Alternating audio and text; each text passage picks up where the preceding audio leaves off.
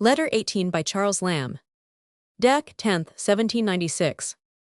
I had put my letter into the post, rather hastily, not expecting to have to acknowledge another from you so soon. This morning's present has made me alive again. My last night's epistle was childishly querulous, but you have put a little life into me, and I will thank you for your remembrance of me, while my sense of it is yet warm. For if I linger a day or two, I may use the same phrase of acknowledgement, or similar, but the feeling that dictates it now will be gone. I shall send you a caput mortuum, not a cor vivens. Thy watchman's, thy bellman's verses I do retort upon thee, thou libellous varlet. Why, you cried the hours yourself, and who made you so proud? But I submit, to show my humility, most implicitly to your dogmas. I reject entirely the copy of verses you reject. With regard to my leaving off versifying, you have said so many pretty things, so many fine compliments, ingeniously decked out in the garb of sincerity, and undoubtedly springing from a present feeling somewhat like sincerity, that you might melt the most unmusical soul. Did you not now for a Roland compliment for your profusion of Olivers? Did you not in your very epistle, by the many pretty fancies and profusion of heart displayed in it, dissuade and discourage me from attempting anything after you? At present I have not leisure to make verses, nor anything approaching to a fondness for the exercise. In the ignorant present time, who can answer for the future man? At lovers' perjuries Jove laughs, and poets have sometimes a disingenuous way of forswearing their occupation. This though is not my case.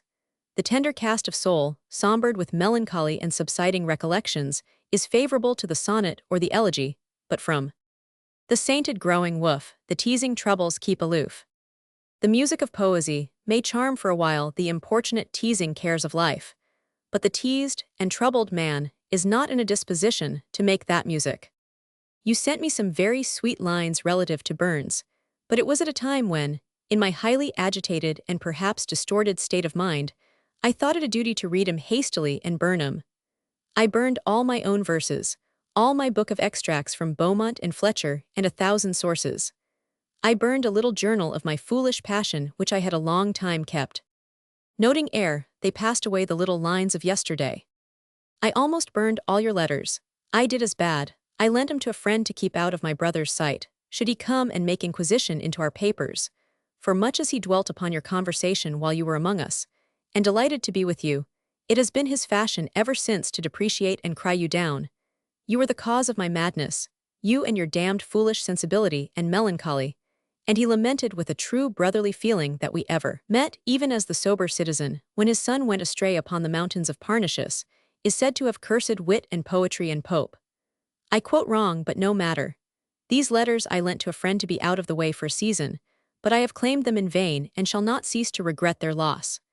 Your packets, posterior to the date of my misfortunes, commencing with that valuable consolatory epistle, are every day accumulating. They are sacred things with me.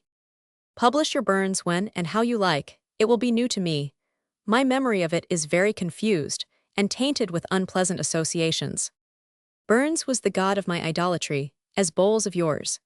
I am jealous of your fraternizing with Bowles, when I think you relish him more than Burns or my old favorite, Cowper.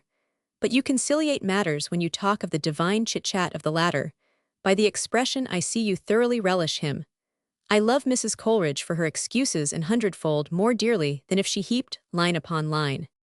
Out-handing Hannah More, and had rather hear you sing Did a Very Little Baby by your family fireside, than listen to you when you were repeating one of Bowles's sweetest sonnets in your sweet manner, while we two were indulging sympathy, a solitary luxury, by the fireside at the salutation. Yet have I no higher ideas of heaven. Your company was one cordial in this melancholy vale. The remembrance of it is a blessing partly, and partly a curse. When I can abstract myself from things present, I can enjoy it with a freshness of relish, but it more constantly operates to an unfavorable comparison with the uninteresting. Converse I always and only can partake in. Not a soul loves Bowles here, scarce one has heard of Burns, few but laugh at me for reading my testament, they talk a language I understand not. I conceal sentiments that would be a puzzle to them. I can only converse with you by letter and with the dead in their books. My sister, indeed, is all I can wish in a companion. But our spirits are alike poorly, our reading and knowledge from the self-same sources, our communication with the scenes of the world alike narrow. Never having kept separate company, or any company, together, never having read separate books and few books together, what knowledge have we to convey to each other? In our little range of duties and connections, how few sentiments can take place, without friends, with few books, with a taste for religion rather than a strong religious habit. We need some support, some leading strings to cheer and direct us. You talk very wisely, and be not sparing of your advice. Continue to remember us, and to show us you do remember us, we will take as lively an interest in what concerns you and yours. All I can add to your happiness will be sympathy. You can add to mine more, you can teach me wisdom. I am indeed an unreasonable correspondent, but I was unwilling to let my last night's letter go off without this qualifier. You will perceive by this my mind is easier, and you will rejoice. I do not expect or wish you to write till you are moved, and of course shall not, till you announce to me that event. Think of writing myself. Love to Mrs. Coleridge and David Hartley, and my kind remembrance to Lloyd, if he is with you. I will get Nature and Art. Have not seen it yet, nor any of Jeremy Taylor's works. The reference to the bellman's verses, the bellman, or watchman, used to leave verses at the houses on his beat at Easter as a reminder of his deserts, is not quite clear.